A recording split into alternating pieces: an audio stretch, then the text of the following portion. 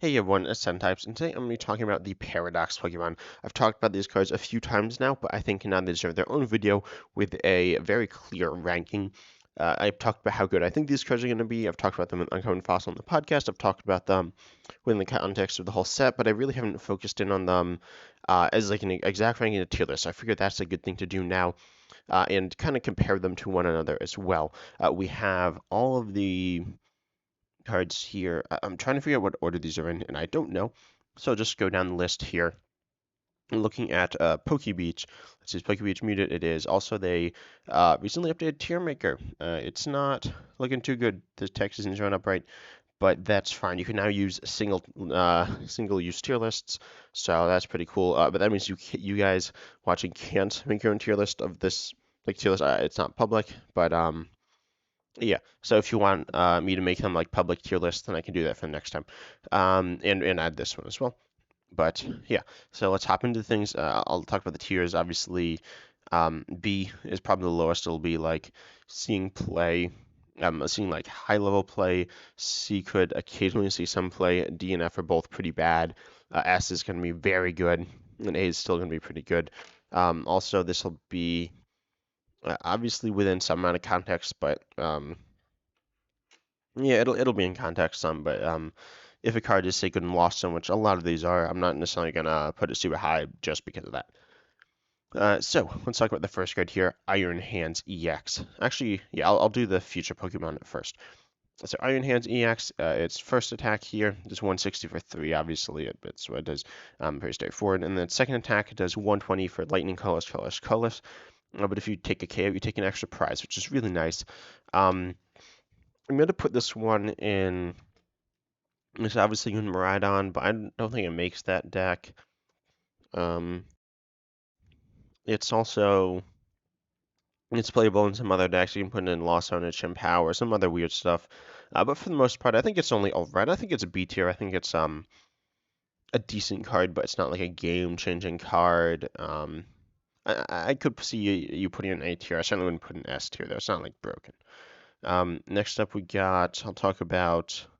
Here, I'm going to move all the future ones. I'll talk about Iron Valiant, the other future EX, and I really should have organized these beforehand. Yeah, so Iron Valiant here, another EX this time. It has a really good ability saying that if it's in the active, you can ping one of your opponent's Pokemon for 2 damage. And then you also have an attack that's 200 for 3, can't attack next turn, which is alright. Keep in mind there's a tool as well, which we'll get to, which is nice. But yeah, so we got Iron Valiant here. I think Iron Valiant's pretty universal. Its attacks are amazing, but its abilities are very good. It's kind of like Chilling Reign and Teleon, which was good within the context of the deck, but or within the context of the Inteleon engine, because without it, like you wouldn't want the stage 2 just in play. It's a bit awkward, but now that you have it as a basic, it's certainly worth running. And it's quite good. I've seen to pivot out. It's not super hard to do, as we'll see.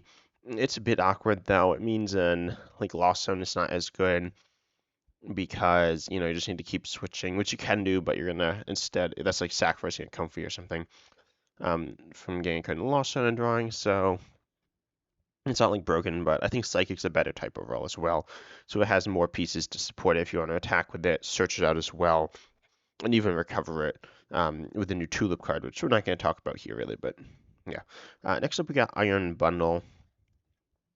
Iron Bundle's ability says if it's on the bench, you can just discard it, and your opponent has to switch out. You don't choose, they choose, but it's still a decent option. Obviously, you lose it, which is in some sense good because it allows you to clear your bench, but also it's a little awkward because you can't use it again. Honestly, though, this is a very good card. I'm going to put it in the top of 8 for now. It's pretty versatile. It's pretty powerful. Its attack also is, or it's not super powerful, but it's very versatile. Its attack here, Refrigerated Steam, says for watercolors, colors 80, and then if any Pokemon, if it's an evolution, can't attack next turn, they can switch in now. They have some ways of getting around that. But it's still a decent attack paired with a very solid ability. Meaning it's actually I'm going to drop it below Gardeglade Iron Valiant here, but I think it's still a very solid competitive card because it just has such good versatility. Next up, Iron Moth. Iron Moth is here it is. So its ability lets you move when you swing it in, when you like go into the active. You can move fire energy to it, but you can already do that with armor. That's what it does. And then it does 120 for 3. This is like really bad. Is it the worst one? I mean, you wouldn't really like ever play this. 120 isn't particularly good. We've certainly seen other Pokemon that can do it, so I'm just gonna put it in F. It's bad. I wouldn't like ever. I'll bump it up to D, I guess. I'm not sure. It's like between D and F. It's one of the worst ones here. Um, I'll keep it at D. I suppose it has some use cases that are pretty niche. Like if you're playing like Charizard, you can swing it in, but it's not very good. Next up, the last future Pokemon, we got Iron Jugulis. What is a Jugulis? Who knows? But its first attack, Homing Heads. It does 50 to 3 points Pokemon that already have damage on them, which is really nice. It's probably my favorite attack of all the new cards. So it's quite good. It's like a very solid spread.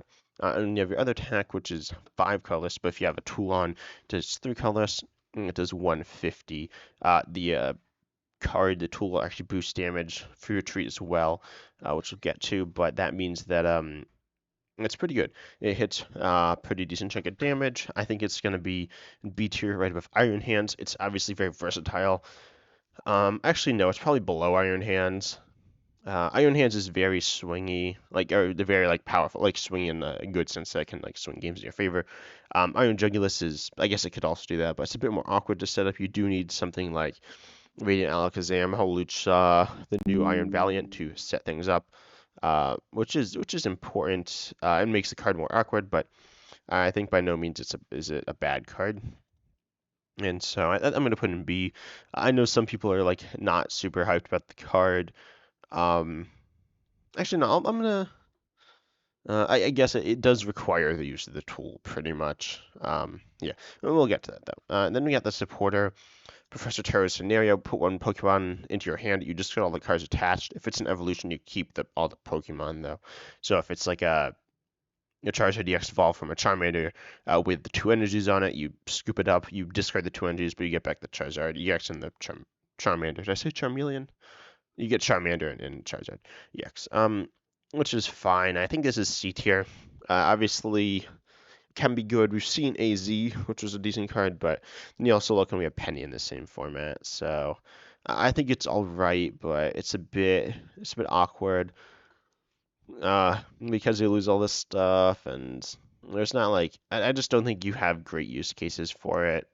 Penny hasn't seen too much play. It's just seen some. It's a very good control card, but you keep the stuff, which is a pretty big deal.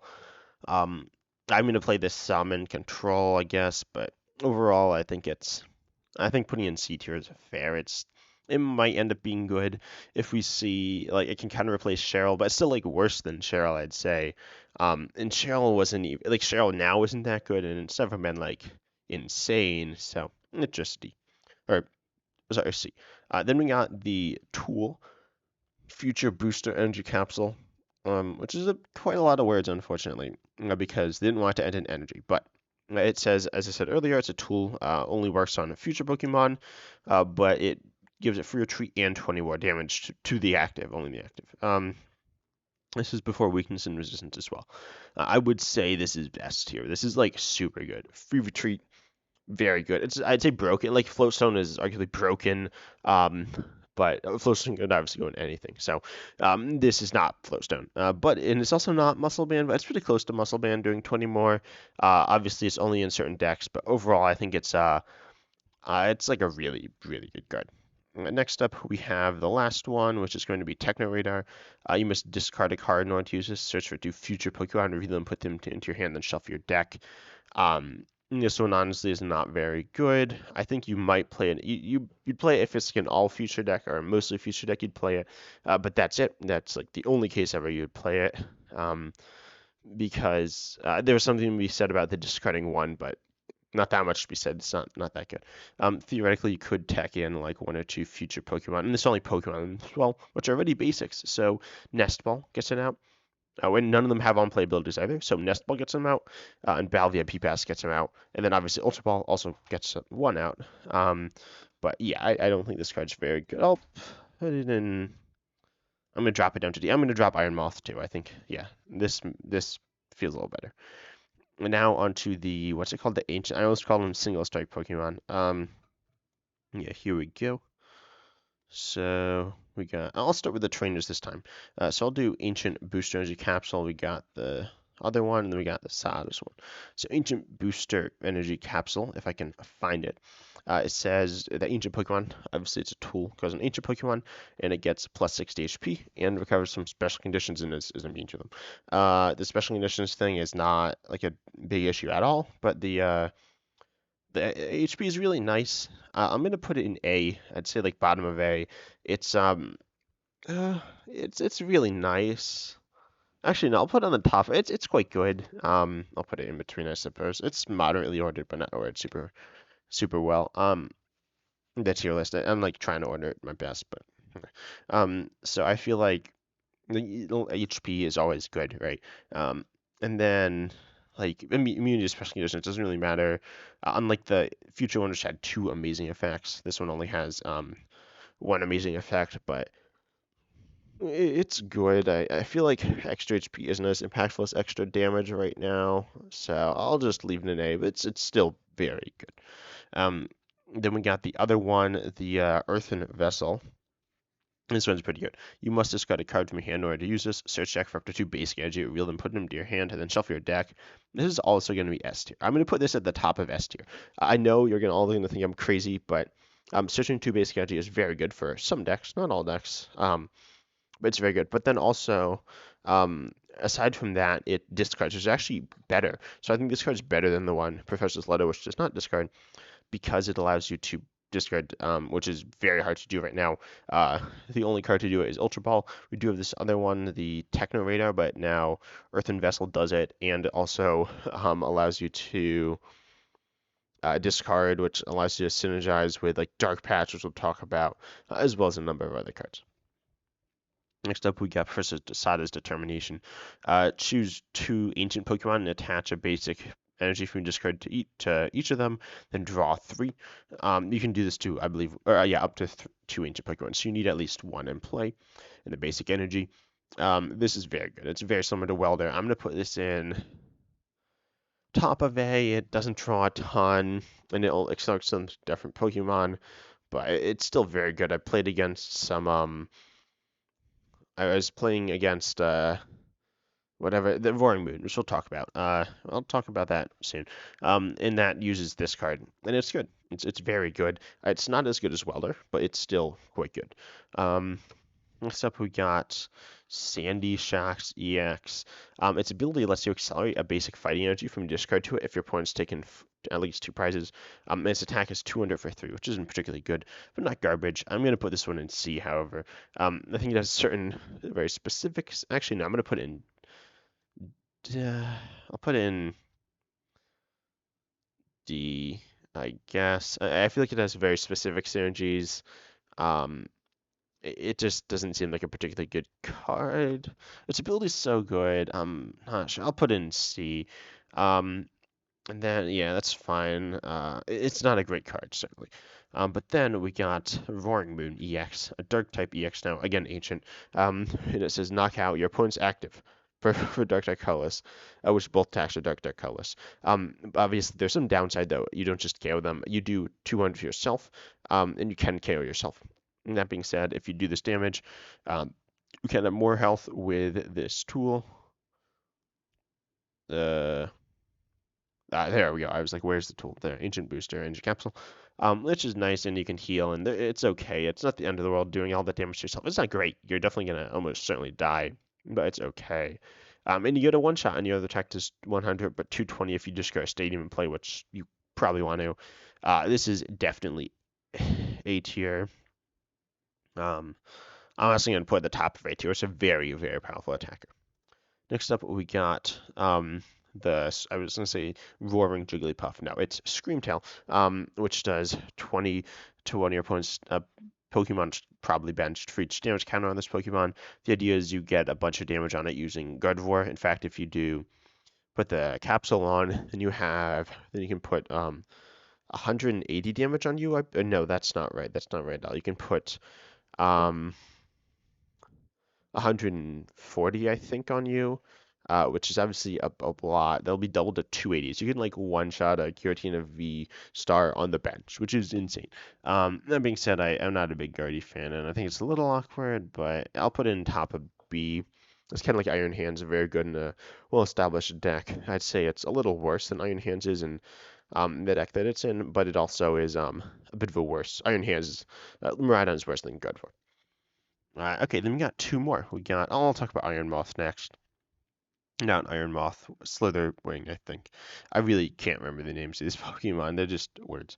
But yeah, so you can mill one for one, which is okay. It's not particularly good, but it's a thing. Then you have Billing Burn, 120 and 90 to yourself. And your opponent's active is now burned, but this is obviously like not good. This is definitely F tier. I'm gonna move Iron Moth. Iron Moth does not deserve to be compared to Slitherwing. Slitherwing is awful. Like it's not good because you damage yourself almost as much as you do to your opponent. And burn is kind of like the ones that paralyze, except it's burn instead, but burns so much worse. Then lastly, we have a very solid Pokemon in Brute Bonnet. I was like, what is this? It's the Among Us one. It's their toxic powder. First of all, you do 120 for 3, which isn't particularly good. It's usable, but it's not great. Then you have Brute Bonnet, which does its ability Toxic Powder, saying if you have the tool on it, which gives you more HP and immune to special conditions, you may make both actives poisoned. That means you can leave this in the active, and you can attack with this and it won't be poisoned, but because of the tool. But that's not super useful. Overall, I think this is just C tier.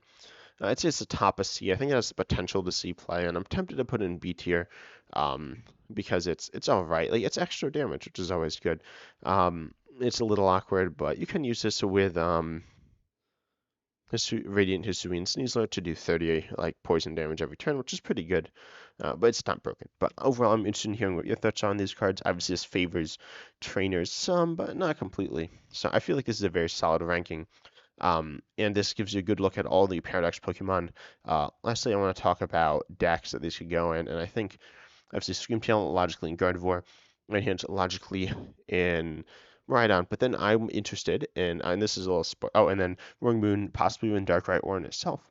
But then I'm gonna look at playing a bit of a Lost Zone deck with what's this card? Iron Bundle, Iron Valiant, and Iron Jugulus. So be on the lookout for that. And if you want to help me build that, join the Discord. I'm gonna be working on that in the upcoming weeks probably. But if you enjoyed, consider subscribing. You can always undo it, and it's free. And most of my audience is not subscribed, so yeah, it can be one of the few to subscribe. And if you enjoyed, also like the video, share it, ring the bell, and comment down below any thoughts. I'm excited to see you next time.